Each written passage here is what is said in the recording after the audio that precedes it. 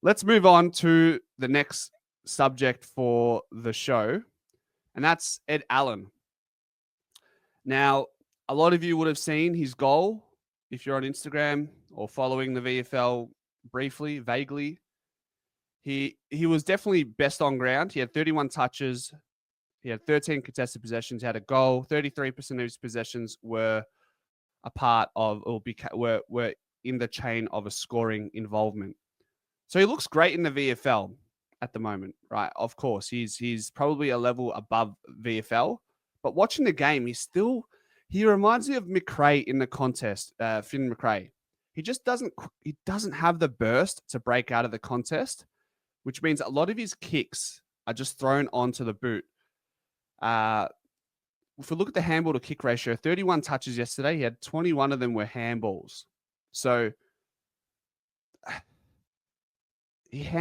to me, he handballs the ball a lot, and that is attributed to some portion because he can't break speed and he can't break out of the contest because it just doesn't have it in him. So he handballs not because it's the best option, but it's because that's all he can really do in those situations. He can get caught up to very easily.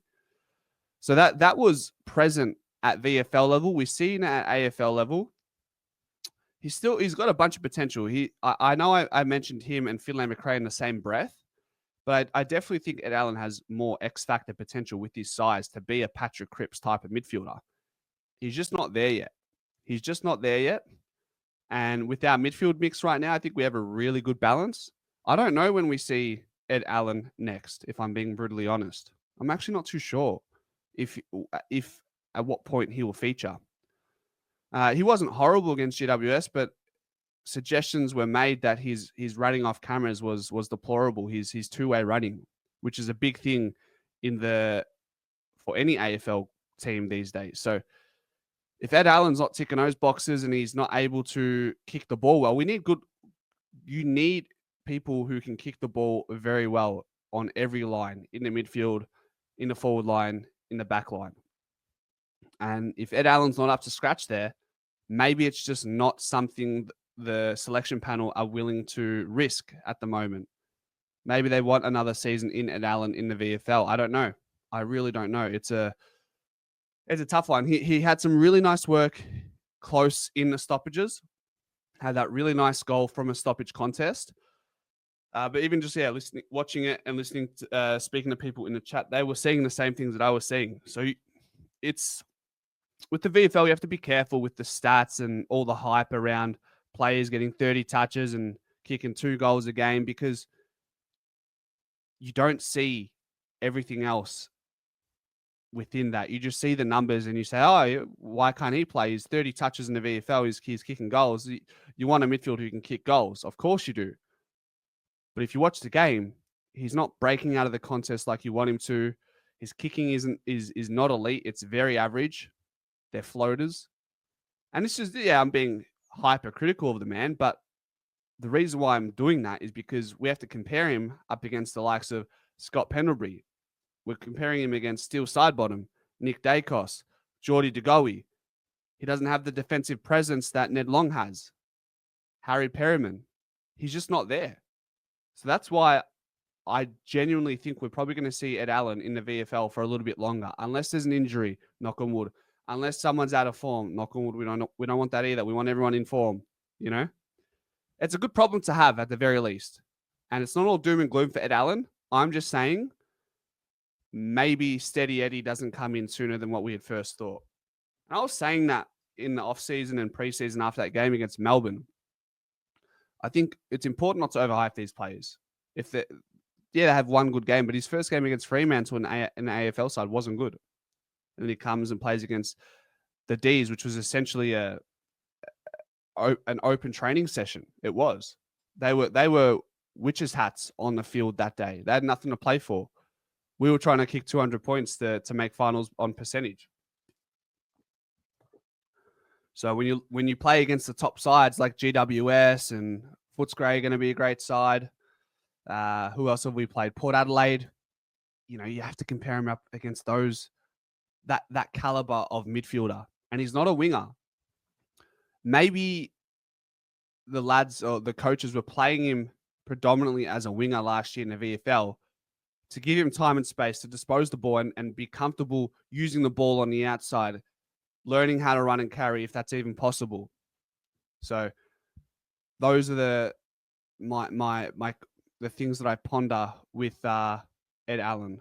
Pies 23-24 says he'll come back in Allan. I think he'll be good. Allan is quick. Allan was quick in the draft combine. He had one of the highest 20-meter sprints, but the irony in that is we're not seeing that in game. I don't know why.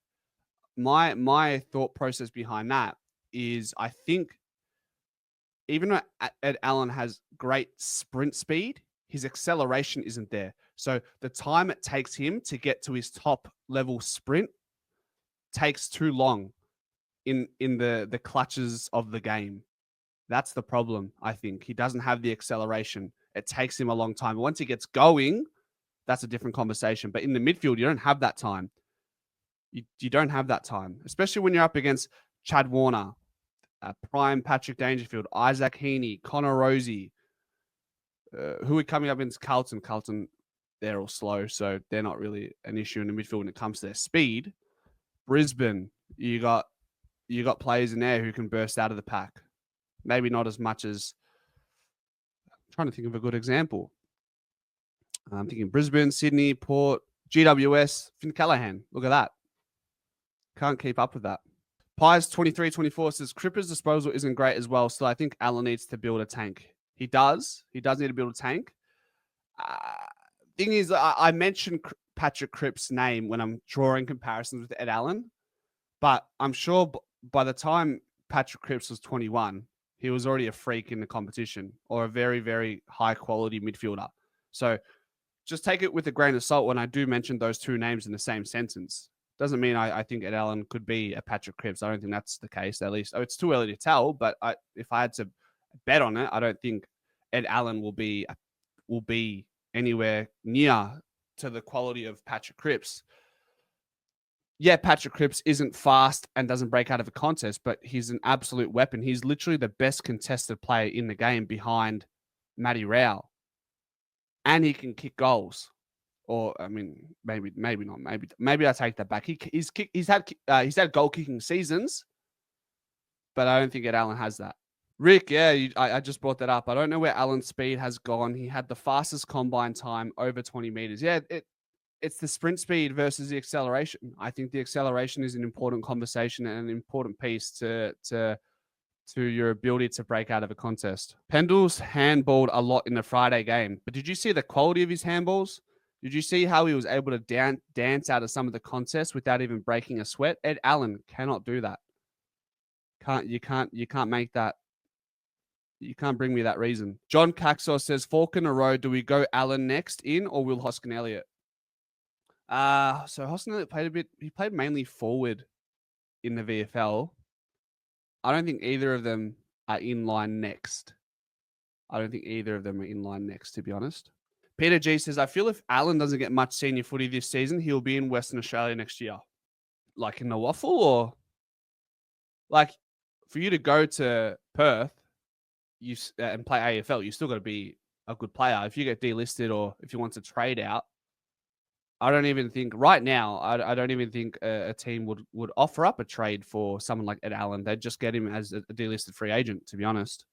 So yeah, he's got a bit to prove before he can start asking for trades and picks in exchange and whatnot. I don't know what his contract is.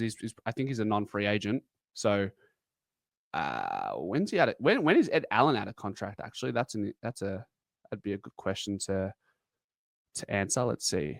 Ed Allan is out of contract at the end of next year, so he could potentially ask for a trade at the end of this season. We could get a trade, but I think no one will want him at this point in time. I think he will play out his contract. He's still got a point to prove. So while you're still at an AFL club, don't try to rock the ship and ask for a trade. You're not gonna get it anyways. I don't think that's a reality scenario. Steve-O said, like I said last week, the way Hawthorn's game plan is, it's the future of the AFL. Need to be able to kick, run, and hit exactly. And I just don't think Ed Allan does that just yet.